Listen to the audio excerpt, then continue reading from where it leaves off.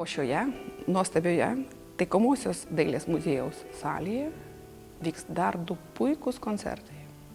Iš Prancūzijos į Lietuvą atvyksta fortepijono grandas Igor Laisko. Tai pats jauniausias visoje tarptautinio Johano Sebastiano Bacho konkurso istorijoje konkurso nugalėtojas.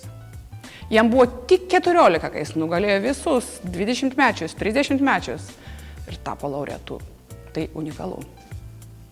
Igor Laisko atliks 2 Beethoveno sonatas. Na, o antroje koncerto dalyje siurprizas, naujas tarptautinis duetas. Igor Laisko gros kartu su Aleksandra Žvirblyte.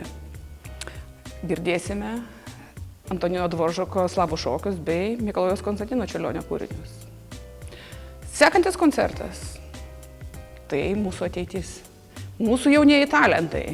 Tie, kurių vardus girdėsime, aš esu tikra, Carnegie Hall, Wigmore Hall, kitose pasaulinėse salėse.